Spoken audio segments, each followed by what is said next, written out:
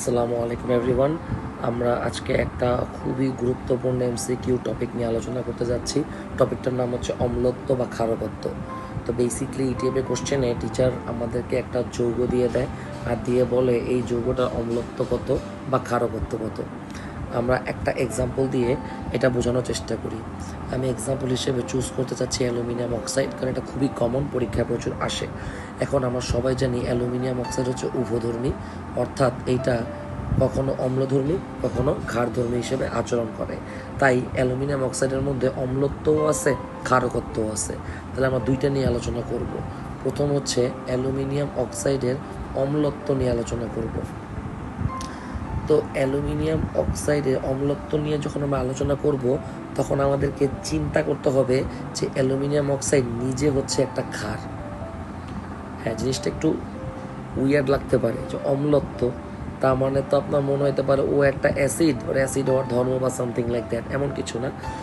Aluminium অক্সাইডের অম্লত্ব বের করতে বললে আমাদেরকে চিন্তা করতে হবে অ্যালুমিনিয়াম অক্সাইড নিজে একটা কি ক্ষার চিন্তা করতে হবে।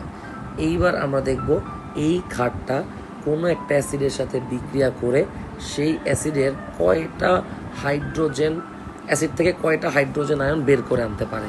যতগুলো হাইড্রোজেন আয়ন সে বের করে আনতে পারবে সেটাই হচ্ছে অ্যালুমিনিয়াম অক্সাইডের অম্লত্ব। তো আমরা সবচেয়ে ইজি একটা অ্যাসিড নিচ্ছি, সেটা হচ্ছে হাইড্রোক্লোরিক অ্যাসিড। আমরা জানি অ্যালুমিনিয়াম অক্সাইড হাইড্রোক্লোরিক অ্যাসিডের সাথে তৈরি করবে হচ্ছে লবণ আর পানি, অর্থাৎ অ্যালুমিনিয়াম ক্লোরাইড আর হচ্ছে পানি। এবার আমাদেরকে এটা একটু সমতা করতে হবে। এখানে অ্যালুমিনিয়াম আছে 2টা, তাই এখানে 2 বসায় দিলাম। এখানে 2 বসানোর কারণে ক্লোরিন হয়ে গেল 6টা, এখানে 6 বসায় দিলাম। হাইড্রোজেন হয়ে গেল 6টা, এখানে 3 বসায় দিলাম। অক্সিজেন হয়ে গেল 3টা, অক্সিজেন 3টাই আছে। তো আমরা দেখতে পাচ্ছি অ্যালুমিনিয়াম অক্সাইড 6টা HCl এর সাথে বিক্রিয়া করে, আর HCl জলীয় দ্রবণে হাইড্রোজেন আয়ন ছাড়ে একটা। তাহলে 6টা HCl কয়টা হাইড্রোজেন আয়ন ছাড়বে? 6টা। অর্থাৎ অ্যালুমিনিয়াম অক্সাইডের অম্লত্ব হচ্ছে 6। এবার অনেকে মনে করতে পারে যে আচ্ছা ভাই, আমরা HCl না নিয়ে যদি অন্য কোনো অ্যাসিড নিয়ে লাইক সালফিউরিক অ্যাসিড নিলেও হবে, কোনো সমস্যা নাই। এখানে তৈরি হবে হচ্ছে অ্যালুমিনিয়াম সালফেট আর সাথে হচ্ছে পানি। সমতা করতে গেলে অ্যালুমিনিয়াম 2টা, সালফেট 3টা, এখানে 3 দিয়ে দিলাম। হাইড্রোজেন 3 দুগুণা 6টা, 3 দিয়ে দিলাম। এইবার খেয়াল করে দেখবেন, এবার অ্যালুমিনিয়াম অক্সাইড 3টা সালফিউরিক অ্যাসিডের সাথে বিক্রিয়া করতেছে, কিন্তু এখানে কয়টা অ্যাসিডের সাথে বিক্রিয়া করে এটা ইম্পর্টেন্ট না, কয়টা হাইড্রোজেন আয়নকে সে ছাড়াই আনতে পারতেছে সেটা ইম্পর্টেন্ট। তো এখানে হাইড্রোজেন আছে এগেইন 3 দুগুণা 6টা, তার মানে অ্যালুমিনিয়াম অক্সাইডের অম্লত্ব কত? 6।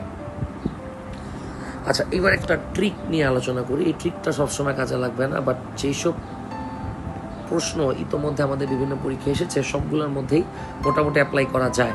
সে ট্রিকটা হচ্ছে, এখানে অ্যালুমিনিয়াম আছে হচ্ছে 2টা আর অক্সিজেন আছে হচ্ছে 3টা, তাহলে অম্লত্ব হবে 2 × 3 = 6।